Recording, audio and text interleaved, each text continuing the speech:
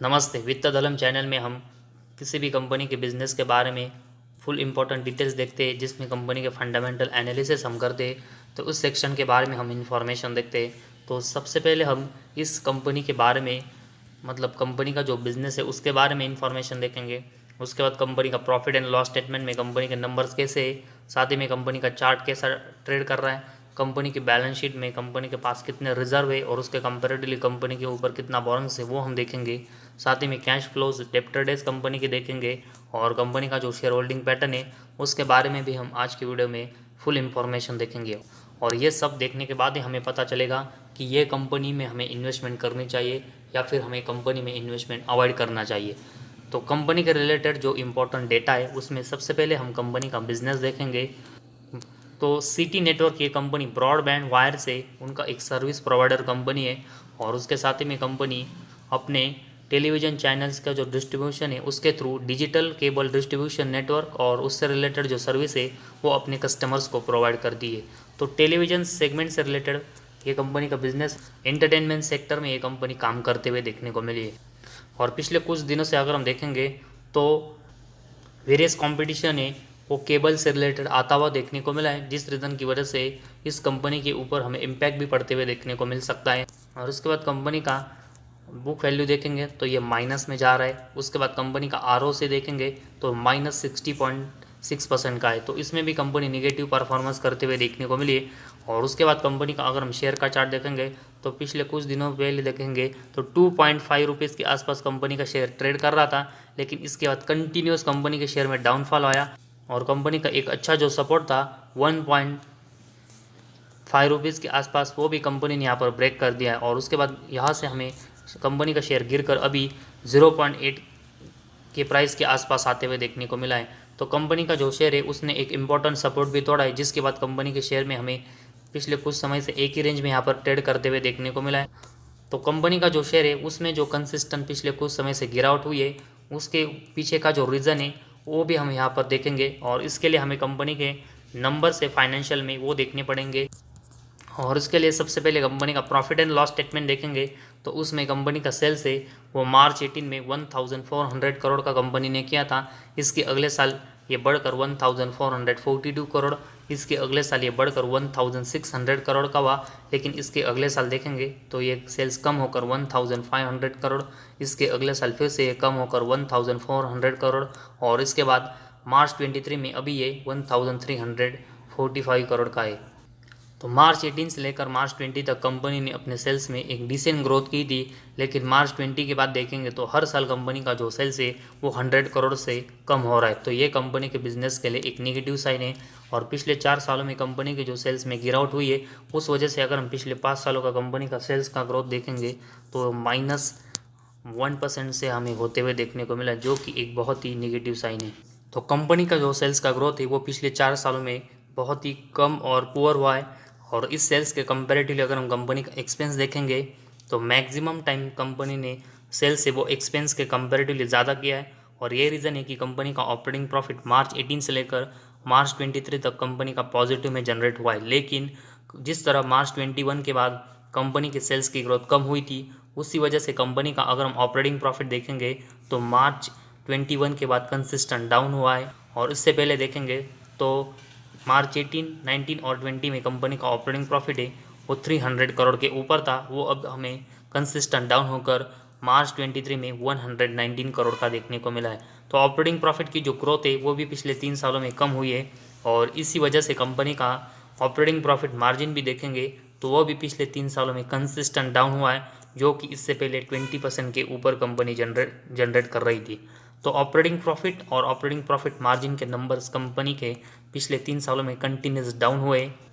और उसके बाद कंपनी का अगर हम नेट प्रॉफिट देखेंगे तो कंपनी मार्च 18 से लेकर मार्च 23 तक कंसिस्टेंट लॉस मेकिंग हमें देखने को मिली। तो कंपनी का ऑपरेटिंग प्रॉफिट डाउन हो रहा था लेकिन वो प्लस में था, लेकिन उसके बावजूद कंपनी का जो नेट प्रॉफिट कंसिस्टेंट पिछले 6 सालों में लॉस में, उसका सबसे बड़ा अगर हम रीज़न देखेंगे तो कंपनी को कंसिस्टेंट 100 करोड़ के ऊपर अपना जो इंटरेस्ट है वो चुकाना पड़ रहा है। और इसके साथ ही में डिप्रिसिएशन भी देखेंगे तो 300 करोड़ के ऊपर कंपनी का कंसिस्टेंट है।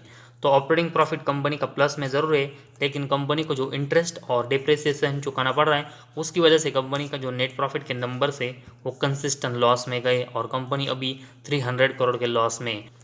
तो कंपनी के ऊपर कंसिस्टेंट जो इंटरेस्ट 100 करोड़ के ऊपर कंपनी को चुकाना पड़ रहा है, उसकी वजह से कंपनी के जो बोरोइंग सेक्शन है उसके ऊपर भी हमें अच्छा फोकस देना पड़ेगा कि उसमें कंपनी बोरोइंग्स कैसा कम कर रही है, क्योंकि कंपनी बोरोइंग्स कम करेगी तो ही कंपनी के जो ऑपरेटिंग प्रॉफिट के नंबर प्लस में वो कंपनी नेट प्रॉफिट में यहाँ पर कन्वर्ट कर पाएगी। तो कंपनी का नेट प्रॉफिट तो कंसिस्टेंट लॉस में, और उसके बाद कंपनी का अर्निंग पर शेयर भी अगर हम देखेंगे तो वो भी कंसिस्टेंट लॉस में। तो किसी भी कंपनी का अगर हम शेयर का प्राइस देखेंगे तो उसी मल्टीप्लाई में वो बढ़ता है जैसे कंपनी का नेट प्रॉफिट और अर्निंग पर शेयर यहाँ पर बढ़ता है। तो इस कंपनी का नेट प्रॉफिट और earning per share consistent loss में, और उसी वजह से कंपनी का जो शेयर का चार्ट भी अभी हमने देखा वो भी हमें डाउन होते हुए देखने को मिला है। तो कंपनी के शेयर में जो कंसिस्टेंट गिरावट हो रही है वो कंपनी का जो बिजनेस है, मतलब कंपनी का नेट प्रॉफिट और अर्निंग पर शेयर डाउन हो रहा है उसी वजह से हो रहा है, ना कि ये करेक्शन में हमें देखने को मिला है। तो कंसिस्टेंट कंपनी जो लॉस कर रही है वो इन्वेस्टमेंट की नज़र से एक बहुत ही नेगेटिव साइन है। और उसके बाद कंपनी का प्रॉफिट ग्रोथ अगर हम देखेंगे तो पिछले 5 सालों में ये -27%, पिछले 3 सालों में -39% और अभी ट्रेलिंग 12 मंथ्स में -15% का है। तो प्रॉफिट ग्रोथ भी कंपनी का कंसिस्टेंट लॉस में। और CAGR देखेंगे तो कंपनी का पिछले 5 सालों में -44%, पिछले 3 सालों में -23% और पिछले 1 साल में 56% का है। तो इसमें भी company consistent loss making performance कर रही है। तो प्रॉफिट ग्रोथ और CAGR दोनों कंपनी के नेगेटिव परफॉर्मेंस कर रहे हैं। और उसके बाद जैसे कि हमने देखा कि कंपनी के ऊपर बहुत ही बड़ा बोरिंग्स हो सकता है, उसके लिए हम कंपनी की बैलेंस शीट को देखने वाले हैं। और सबसे पहले कंपनी के रिजर्व देखेंगे तो पिछले 4 सालों में ये कंसिस्टेंट लॉस में गए और मार्च 23 में कंपनी के रिजर्व 863 करोड़ के लॉस में है। और उसके बाद कंपनी के ऊपर बोरिंग्स देखेंगे तो 919 करोड़ का कंपनी के ऊपर बोरिंग्स है। तो पिछले 4 से लेकर 5 साल में देखेंगे तो कंपनी ने अपने ऊपर का बोरिंग्स कंसिस्टेंट कम किया है, लेकिन अभी भी कंपनी का जो बोरिंग्स है वो 900 करोड़ के ऊपर है। और उसके कंपेरेटिवली कंपनी का जो रिजर्व है वो 863 करोड़ के लॉस में। और ये रीज़न है कि इस कंपनी की जो बैलेंस शीट है वो अभी हमें बहुत ही वीक होते हुए देखने को मिली। तो इस कंपनी के जो रिजर्व कंसिस्टेंट लॉस में जा रहा है वो कंपनी को पॉजिटिव में लाने पड़ेंगे और कंपनी को अपने ऊपर का बोरिंग्स कंसिस्टेंट कम करना पड़ेगा। और अभी कंपनी के ऊपर 900 करोड़ का बोरिंग्स है, वो कंपनी को लगभग 100 करोड़ के आसपास और उससे नीचे लाना पड़ेगा, तभी कंपनी जो इंटरेस्ट रेट यहाँ पर चुका रही है वो कंपनी को कम चुकाना पड़ेगा और तभी कंपनी का जो नेट प्रॉफिट है वो हमें एटलीस्ट प्रॉफिटेबल देखने को मिलेगा। और उस वक्त हमें कंपनी की जो परफॉर्मेंस है उसमें और बिजनेस में एक अच्छी इंप्रूवमेंट देखने को मिलेगी। और इस बोरिंग्स के साथ ही में कंपनी को अपना सेल्स भी अच्छा ग्रो करना पड़ेगा, तभी कंपनी का नेट प्रॉफिट है वो कंसिस्टेंट आने वाले समय में अच्छे से और प्लस में जनरेट हो पाएगा। और उसके बाद कंपनी का कैश फ्लोज देखेंगे तो मार्च 18 से लेकर मार्च 23 तक देखेंगे तो मैक्सिमम टाइम इसमें कंपनी के जो नंबर्स है वो अभी भी लॉस में, जो कि मार्च 18, 19, 21 और 22 में देखने को मिले। तो अभी मार्च 23 में कंपनी ने नेट कैश फ्लो के नंबर ज़रूर प्लस में जनरेट किए, लेकिन जिस तरह कंपनी का पिछला ट्रैक रिकॉर्ड है उसमें कंपनी का जो नेट कैश फ्लो के नंबर से वो कंसिस्टेंट प्लस और माइनस में जा रहे। तो उसी वजह से आने वाले समय में कंपनी नेट कैश फ्लो को पॉजिटिव में जनरेट कर पाएगी, उसके ऊपर हम ज़्यादा यहाँ से ट्रस्ट नहीं कर सकते।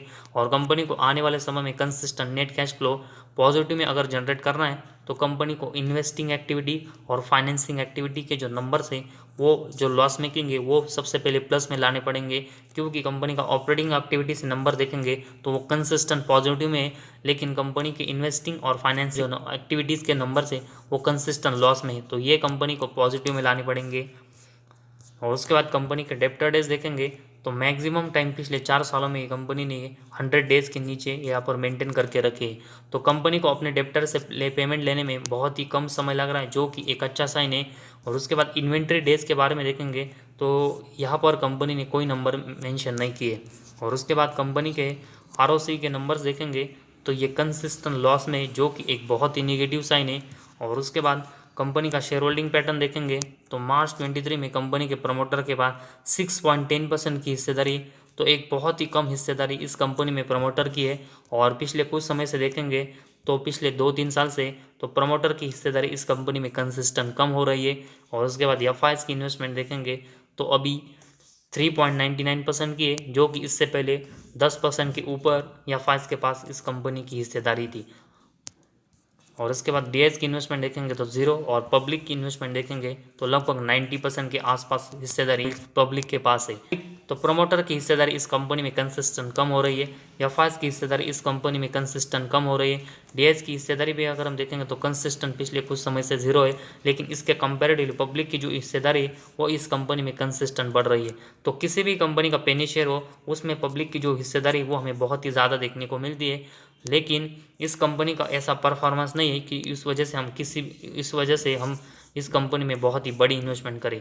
तो कंपनी में कोई ऐसी अच्छी चीज़ नहीं कि जिस वजह से हम इस कंपनी में यहाँ पर इन्वेस्टमेंट करें। तो सिटी नेटवर्क लिमिटेड इस कंपनी का प्रॉफिट एंड लॉस स्टेटमेंट में देखेंगे तो कंपनी नेट प्रॉफिट और अर्निंग पर शेयर में लॉस कर रही है, और उसका सबसे बड़ा रीज़न है कि कंपनी के ऊपर जो बोरंग्स है वो बहुत ही ज़्यादा है। तो इसी वजह से सबसे बड़ा इस कंपनी के लिए नेगेटिव पॉइंट है कि कंपनी का जो बोरंग्स बहुत ज़्यादा है वो कंपनी को बहुत ही कम करना पड़ेगा, और साथ ही में कंपनी के रिजर्व लॉस में वो भी कंपनी को प्लस में लाने पड़ेंगे। तो फिलहाल बैलेंस शीट में कंपनी बहुत ही वीक परफॉर्मेंस कर रही है, और उसके बाद कंपनी का कैश फ्लोज देखेंगे तो मैक्सिमम टाइम अभी भी लॉस में कंपनी के प्रमोटर की हिस्सेदारी कंसिस्टेंट कम हो रही है, और बहुत ही कम हिस्सेदारी अब प्रमोटर के पास है। तो एफआईएस और डीएस की अगर हम हिस्सेदारी देखेंगे तो इस कंपनी में कंसिस्टेंट कम हो रही है, और उसका जो सबसे बड़ा रीज़न है कि कंपनी कंसिस्टेंट लॉस में, और एक भी बार पिछले 6 सालों में कंपनी प्रॉफिट में नहीं आई है। साथ ही में कंपनी के ऊपर बहुत ही बड़ा अभी भी बोरंग्स है और कंपनी के रिजर्व लॉस में, और ये रीज़न है कि कंपनी में एफआईएस और डीएस की हिस्सेदारी वो इस कंपनी में कंसिस्टेंट यहाँ पर कम हो रही है। साथ ही में कंपनी का कैश फ्लो अभी भी लॉस मेकिंग है। तो ओवरऑल कंपनी के सभी मैक्सिमम सेगमेंट में जो परफॉर्मेंस और बिजनेस है वो कंटिन्यूस डाउन हो रहा है, और इसी वजह से हमें भी इस कंपनी में अपनी जो इन्वेस्टमेंट है वो यहाँ पर अवॉइड करने चाहिए जब तक कंपनी प्रॉफिटेबल नहीं होती।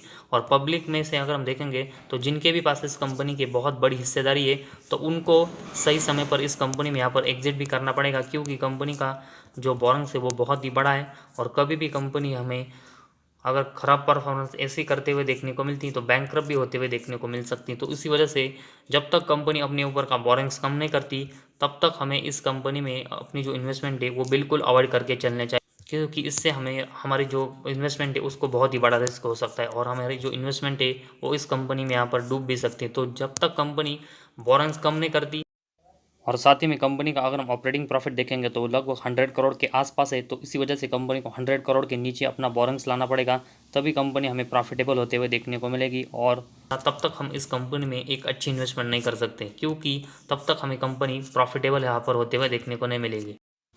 तो इस वीडियो में बस इतना ही। अगर आपको हमारा वीडियो पसंद आया तो इस चैनल को ज़रूर सब्सक्राइब कीजिए।